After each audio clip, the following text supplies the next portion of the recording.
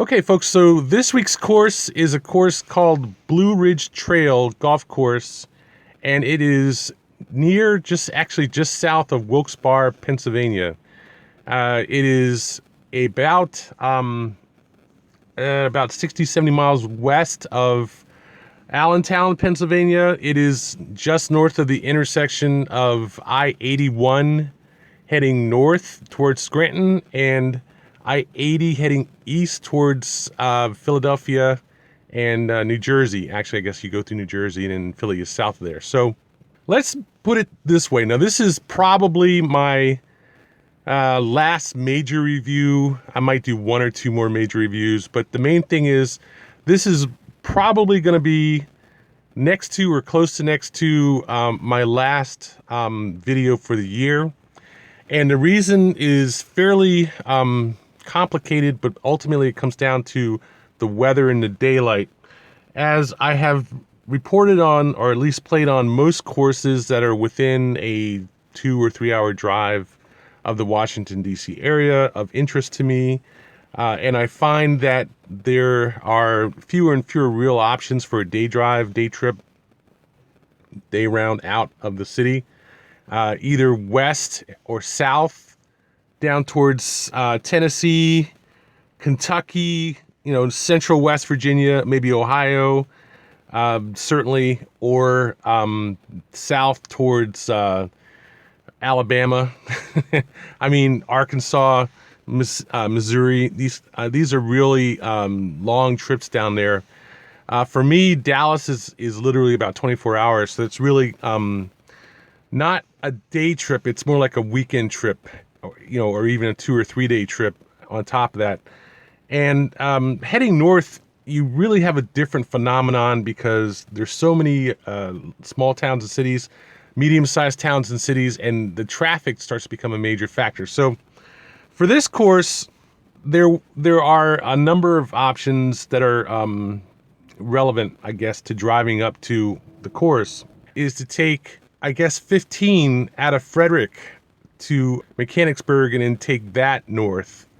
And that's the most direct route for me, certainly. And the problem is that I actually did that the first time I went up there, and then I got caught in a repair situation, a roadwork situation, where the bridge crossing whatever river that is there at Mechanicsburg was blocked. It wasn't the bridge per se that was blocked. The bridge was down to 2 lanes, but the traffic coming onto that bridge from 81 was just at a standstill for a good 3 or 4 miles.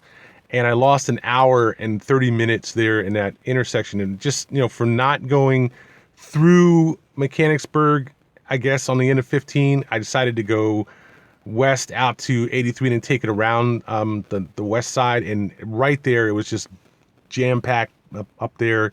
And it literally took me forever to get out of there. And by the time I went from being about 45 minutes early for my tee time to being 45 minutes late. And I went up there and got on the course because it's always good to at least get some shots when you can, even if you can only play 9 holes or you only have an hour and a half or 2 hours of daylight. It's still better to do that if you're halfway there than to just turn around and come back and do it all over again and run the risk of the same thing happening or even worse the next weekend. And in fact, I did narrowly avoid going up there on a Sunday when it was going to rain, or supposed 40% chance of rain, the Sunday where I booked my tee time at noon, and I ended up just going ahead and taking another 3 o'clock tee time, and I got there early this time and was able to play another 9 holes and take more pictures. So the video here is a video of the blue course first, and then the the ridge course second. They have 3 courses. There's a blue, a ridge, and a trail 9-hole course. They are all about 140 from the back tees, all about 3,500 yards from the back tees. And they're somewhat different, certainly in the layout. I did not get to play the trail course at all, but the trail course was supposed to be actually the hardest, the slope 145 from the back tees of the 3 courses. So that might happen another day. I'm not saying that I won't go up there and play the trail course. Out of the 2 times I went up there, I got all the way through the blue course, and then through 3 or 4 holes of the trail course before I quit for the lack of light. And then the second time, I got all the way through the blue course again, took more pictures with another camera, and then I got all the way through the trail course. But the only reason I actually got, the ridge course, but the only reason I got up there is that I took a special lens that I had bought for situations much like this, and it is a Tamron 28-300 vibration control lens. I was able to get it on eBay for about $200, and I got it literally just for twilight shooting, just for this kind of thing. And I did get some actually decent shots way after it was too dark to take pictures. I was really surprised. It turned out to be really well. I was really surprised. It turned out to be quite useful for taking low light shots. However, they are obviously not going to have the same degree of photographic quality as the shots I took in decent light. So I apologize, but they did allow me to largely finish taking pictures of the ridge course without feeling like I need to go back up there and shoot it again or play it again. And if I go up there again, it will be probably to try to play the ridge course first and then the trail course second, so that I can get decent shots. But I will tell you, the thing you have to do with this course is you need to get there, especially in late October, you need to get there around, by 1 o'clock or so if you're going to play 18 holes. Because while it's possible to get 11, 12 holes, certainly if you're starting around 3 o'clock, it's really too late in the afternoon to deal with that. And what you really, really, really need to do as it gets later in the afternoon or evening or later in the fall, is you need to get to the course around noon, 1 o'clock to get in a decent 18 holes. Now, as I said, this course is a 4-hour drive from DC, and as such, it's not just a 4-hour drive from DC, it's also a 4-hour drive through central, northern Maryland, central, southern PA, and then through the part that connects you from, say, 83 around Lucerne up to the course is about an hour drive, and that's a pleasant drive. It's a nice little easy 2-lane highway drive, 75 miles an hour up there, and it's no problem whatsoever. It's the part getting there that's the problem. And this is the big difference between traveling between courses that are west of the city and traveling to courses that are north or east of the city, or south, certainly, of DC, is the closer you get to the ocean, the more traffic you're going to hit. It's just that simple. I mean, there's certain parts of the DC area you know not to even try to get through there in a reasonable amount of time. There's always like a backup somewhere. There's always a backup at American Legion Bridge. There's always a backup coming onto 95 North from DC. There's always a backup going through 295 in DC. There's always a backup somewhere on 95 heading south towards Fredericksburg. So you have to be out of these areas or avoid them on the weekends during the day. The exact moment that you want to be on a course playing golf, you're sitting in traffic somewhere, which really is not a good feeling. You're thinking about passing all these courses that you could be playing, lots of courses that are nice, some of them that are very nice, that you could just as easily be playing. And the fact that this course, the Blue Ridge Trail course as a whole, is nice. The fact that it's somewhat unique, the fact that the landscaping on many of the holes is very nice, and the fact that the price is very low for what you're getting, and it's a really good deal. It's hard to make up for that 4-hour drive. And that's where the real problem with this course is for people who live in the DC area. It's much like anything Western Virginia or West Virginia or anything like that. You have to get on the road early. You need to get up 8, 9 o'clock and get on the road, because you absolutely do not want to be messed around in real traffic anywhere along the way while you're trying to get to this course. It's just, it almost kills the whole idea. So having said that, and this is something which absolutely is going to weigh into my score for this course, at least for me, is It's a really nice course. It is an exceptionally nice course. I would say this is probably one of the best woods courses that I've ever played. It's not flat. It's not ridiculously hilly like some courses I can think of in the Ozarks or something. It's not super tough, but it is tough. It's not like super nasty around the greens, but there's enough peril around the greens that you have to take them seriously.